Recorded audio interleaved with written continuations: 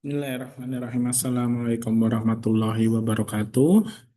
Nama saya David Nauli, ingin berpresentasikan tugas ujian akhir semester ganjil tahun ajaran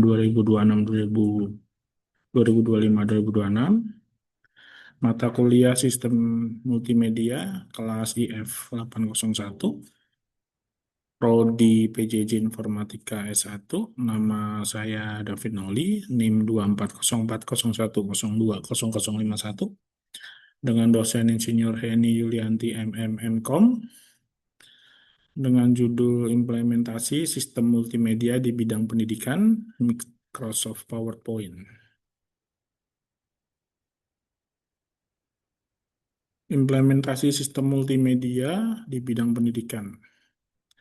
Presentasi ini akan membahas secara mendalam bagaimana sistem multimedia merevolusi landscape pendidikan dari konsep dasar hingga implementasi praktis dan dampak transformasinya.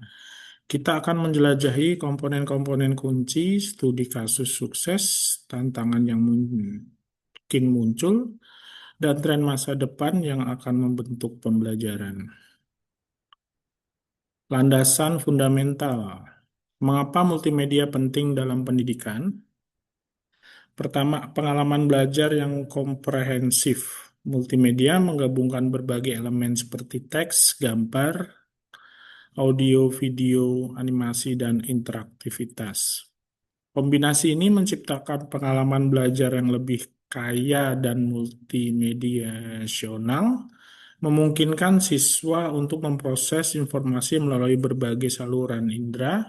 Ini berbeda jauh dari metode tradisional yang seringkali hanya mengandalkan teks atau ceramah. Yang kedua, peningkatan keterlibatan dan hasil belajar. Berbagai studi pedagogis dan penelitian kognitif telah menunjukkan bahwa penggunaan multimedia secara signifikan meningkatkan keterlibatan siswa. Ketika materi disajikan secara menarik dan interaktif, siswa cenderung lebih fokus, termotivasi, dan pada akhirnya mencapai hasil belajar yang lebih baik. Pemahaman konsep yang kompleks menjadi lebih mudah dicerna melalui visualisasi dan simulasi. Ketiga, adaptasi terhadap era digital. Dalam masyarakat yang semakin didominasi oleh teknologi digital, metode pembelajaran juga harus berevolusi.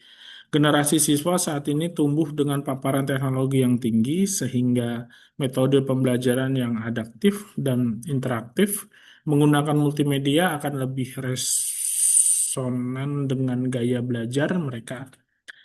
Ini mempersiapkan siswa untuk tantangan dunia modern yang terus berubah. Komponen utama sistem multimedia pendidikan. Sistem multimedia yang efektif dalam pendidikan dibangun di atas beberapa komponen inti yang bekerja sama untuk menciptakan pengalaman belajar yang kaya dan holistik. Teks dan grafis, teks dan grafis ini adalah fondasi dasar penyampaian informasi. Teks memberikan penjelasan detail dan konsep, sementara grafis atau gambar, diagram, infografis membantu memvisualisasikan data dan ide-ide kompleks. Penggunaan teks yang ringkas dan grafis yang relevan sangat penting untuk efisiensi kognitif. Yang kedua, audio dan video. Audio dalam narasi, musik latar, efek suara, dan video, ceramah, demokrasi, rekaman eksperimen virtual, memperkaya konten dengan dimensi pendengaran dan penglihatan yang dinamis. Ini sangat efektif untuk menjelaskan proses, menunjukkan contoh dunia nyata, dan menciptakan suasana belajar yang imersif. Interaktivitas. Elemen interaktif adalah kunci untuk pembelajaran aktif. Ini bisa berupa simulasi kuis interaktif, game edukasi, virtual lab, atau platform kolaborasi. Interaktivitas menunjukkan siswa untuk mempraktikkan konsep, menerima umpan balik instan, dan terlibat langsung dalam proses penemuan, mengubah Mereka dari penerima pasif menjadi peserta pasif. Contoh virtual learning system, sebuah sistem pembelajaran virtual VLS yang terintegrasi dengan penuh mencakup semua komponen ini. Dirancang untuk memenuhi kebutuhan pembelajaran yang beragam. VLS yang baik tidak hanya menyediakan konten tetapi juga memfasilitasi komunikasi, penilaian, dan pelacakan kemajuan siswa melalui antarmuka yang intuitif dan kaya multimedia. Transformasi pembelajaran dengan multimedia. Aplikasi nyata, studi kasus, sistem pembelajaran virtual multimedia. Sebuah studi kasus dalam memberikan gambaran yang jelas mengenai bagaimana implementasikan sistem pembelajaran virtual berbasis multimedia memberikan dampak positif signifikan, dirancang untuk pengalaman digital yang ditingkatkan. Sistem ini secara khusus dirancang untuk meningkatkan pengalaman pembelajaran digital dengan menyediakan konten multimedia yang lengkap dan terintegrasi. Mencakup video penjelasan, simulasi interaktif, modul pembelajaran berbasis game, dan forum diskusi yang diperkaya dengan visual. Tujuannya adalah menciptakan lingkungan pembelajaran semirip mungkin dengan interaksi tatap muka namun dengan fleksibilitas akses digital. Peningkatan keterlibatan dan hasil belajar. Setelah implementasi di beberapa institusi pendidikan, data menunjukkan adanya peningkatan yang signifikan dalam tingkat keterlibatan siswa. Siswa lebih aktif berpartisipasi dalam diskusi online, menghabiskan lebih banyak waktu untuk menjelajahi materi, dan menunjukkan peningkatan motivasi belajar. Hal ini pada gilirannya berkorelasi positif peningkatan hasil belajar dan pemahaman konsep yang lebih mendalam. Pelatihan sebagai kunci keberhasilan. Keberhasilan sistem ini tidak hanya tergantung pada teknologi itu sendiri, tetapi juga pada kesiapan penggunanya. Program pelatihan eksekutif diberikan kepada guru untuk menguasai plafon, memanfaatkan fitur multimedia secara optimal dan menavigasi dan memastikan sumber daya yang tersedia, memudahkan pemahaman konsep kompleks. Evaluasi kualitatif dan kuantitatif secara konsisten menunjukkan bahwa multimedia membantu siswa memahami konsep-konsep kompleks dengan lebih cepat dan efektif. Misalnya, melalui simulasi fisika interaktif atau virtual ke situs sejarah, siswa dapat mengalami materi pembelajaran daripada sekedar membaca. Ini mengurangi beban kognitif dan meningkatkan retensi informasi. Tantangan dalam implementasi multimedia pendidikan. Meskipun potensi multimedia sangat besar, implementasinya tidak selalu tanpa hambatan. Mengatasi tantangan ini adalah kunci untuk maksimal manfaat teknologi.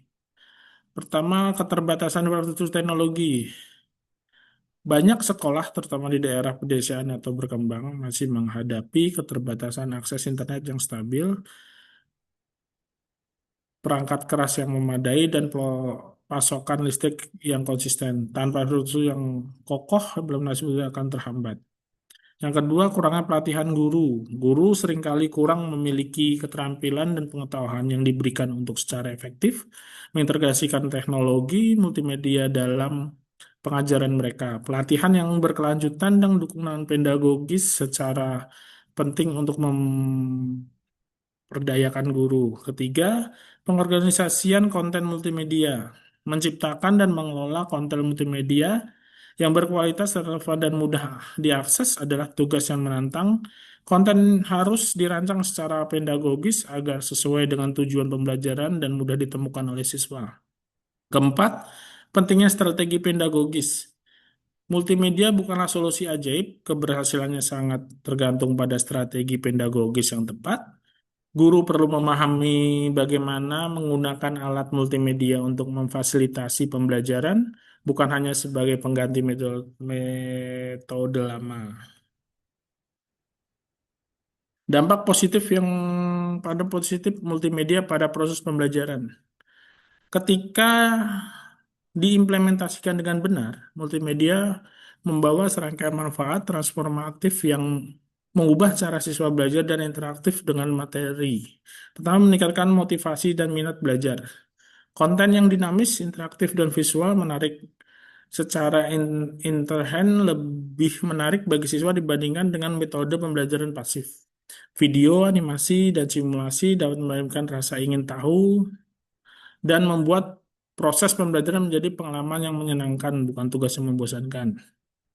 Kedua, memfasilitasi pembelajaran mandiri dan kolaboratif.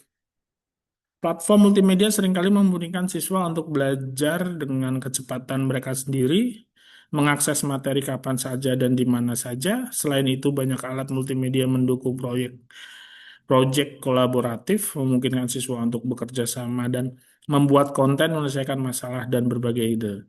Ketiga, mempercepat retensi informasi dan keterampilan kritis. Melalui paparan multisensorik, informasi cenderung lebih mudah diingat dan dipahami.